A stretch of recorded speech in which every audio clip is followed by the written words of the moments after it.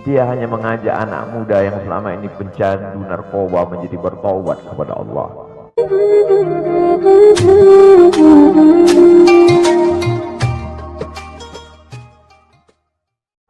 Apa dosanya?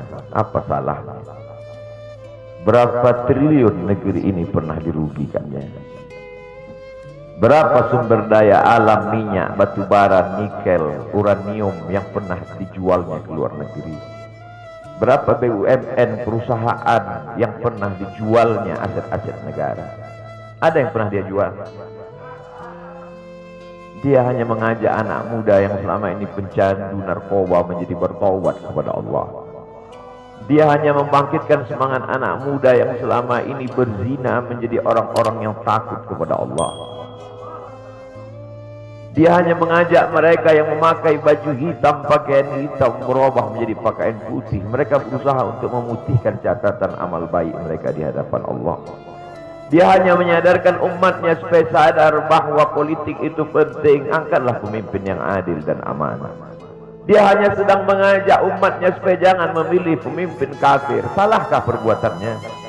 Tidak. Dia tinggal negara demokrasi. Dalam dunia demokrasi, siapapun berhak untuk mengajak menyuarakan kebenaran. Dia tidak melawan sultan, dia tidak melawan ulil amri, dia tidak melawan siapapun. Dia hanya melawan ketidakadilan. Hari ini saya berangkat setelah sholat subuh menuju airport, naik pesawat. Setelah naik pesawat, naik mobil.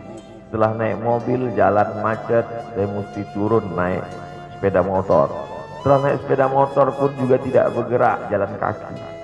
Akhirnya sampai kemari. Dalam hati saya berkata, celaka betul orang yang mengatakan kemarin katanya tidak ada akan menyambutnya.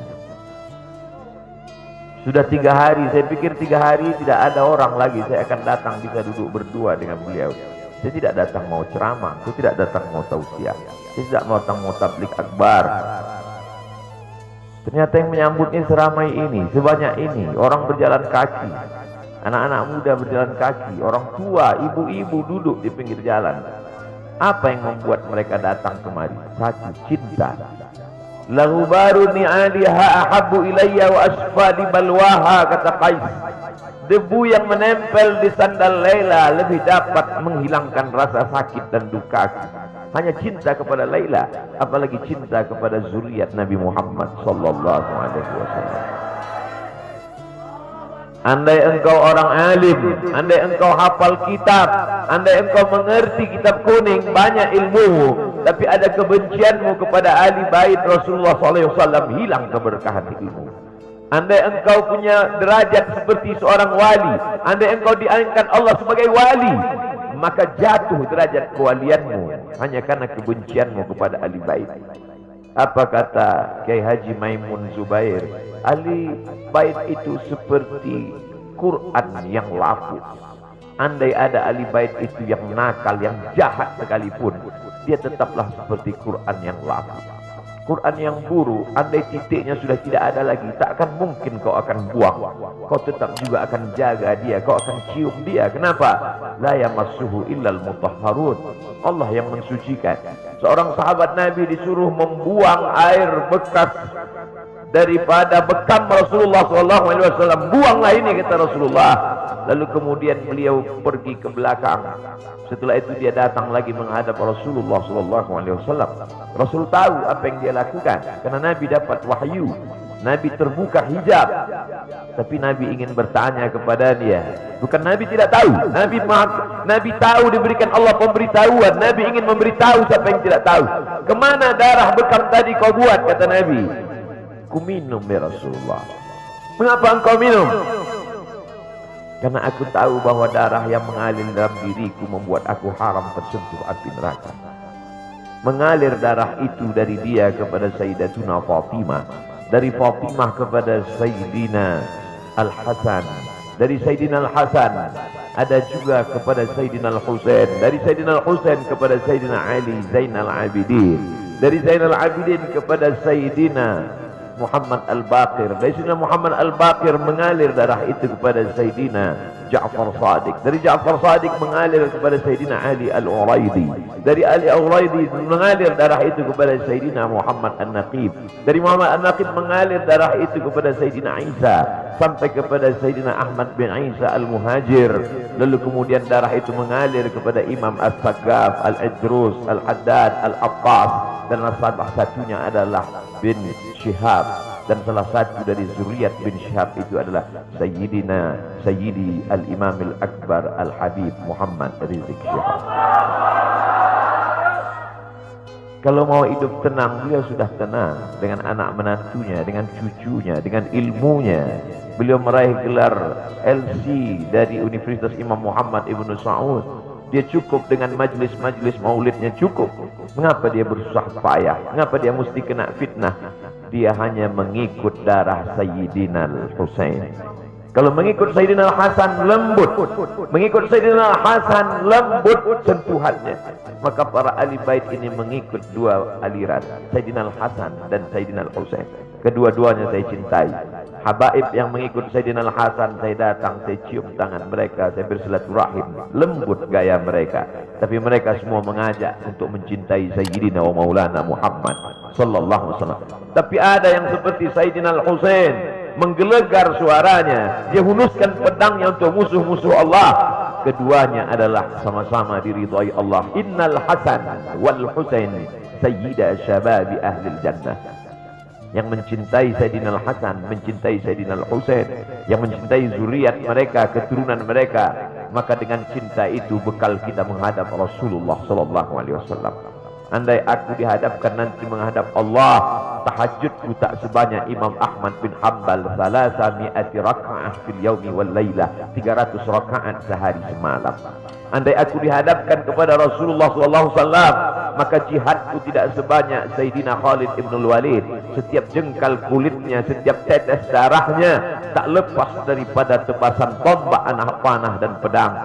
Andai aku dihadapkan kepada Sayyidina Maulana Muhammad SAW, amalku tak sebanyak Abdurrahman ibn Auf. Lalu apa bekalmu, hai Abdul Somad? Adakah ceramah-ceramahmu itu bisa kau jadikan bekal menghadap Allah? Tidak.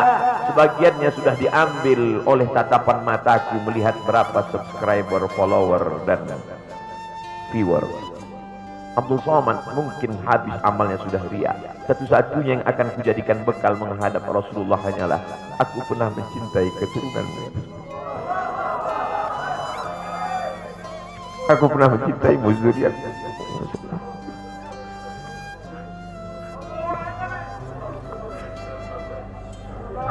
Wahai para pelaku pembuat dosa, wahai para pezina, wahai para peminum khamar yang belum bertaubat, kalau kalian belum sanggup untuk berbuat baik, kalau kalian belum mampu untuk beramal saleh, paling tidak jangan kalian sakiti zuriat Rasulullah.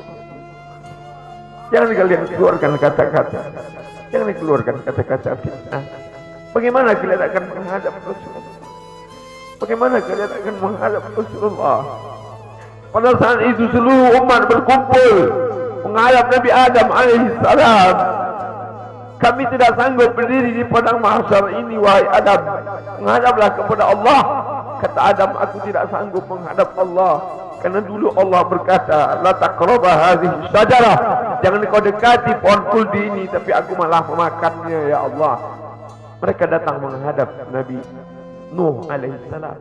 Kata Nabi Nuh, aku tak sanggup menghadap Allah karena anakku durhaka. Sa'awi ila jalalin ya'simuni minal ma'.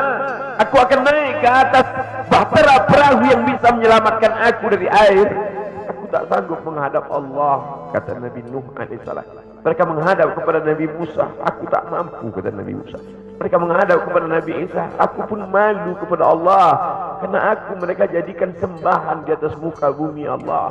Mereka hanya mampu menghadap Sayyidina wa Maulana Muhammad sallallahu alaihi wasallam. Wahai para peminum khamar, wahai para pezina, wahai para pelaku dosa, kalau kalian belum mampu beramal soleh, belum mampu bertobat, paling tidak jangan kalian hina zuriat Rasulullah SAW. Bagaimana kalian akan menghadap Rasulullah? Pada saat itu tak ada syafaat. Man dzalladzi yashfa'u 'indahu illa bi'idhnih. Tak ada satu pun yang bisa memberikan syafaat kecuali Sayyidina wa Maulana Muhammad sallallahu alaihi wasallam. Wahai para pemimpin yang hari ini kau dititipkan amanah kekuasaan. Beberapa hari ini kau lihat apa yang dilakukan orang pada Donald Trump. Kurang hebat apa lagi Trump? Negara adidaya, kekuasaan, kaya raya. Tapi ketika kekuasaan itu diambil oleh Joe Biden, kita pun malu melihat video ejekan-ejekan itu. Kalau hari ini kau punya kekuasaan, saudaraku, sampai masanya kau juga akan mengalami seperti yang dialami oleh Trump. Jabatan itu cabut Allah Ta'ala. Saya masih melihat video bagaimana Bapak Susilo Bambang Yudhoyono sampai ke Pekanbaru beberapa tahun yang lalu. Di depan balihonya disobek. Beliau jenderal, ganteng, punya partai. Tapi setelah kekuasaan itu tak ada di tangannya, difitnah, dibuli, balihonya disobek. Bagaimana agaknya ketika tiga hal itu tak ada pada diri kita. Tidak jenderal, tidak ganteng, dan tak pula punya partai. Fa'tabiru ya ulil absar. Jangan lupa subscribe, like, and share.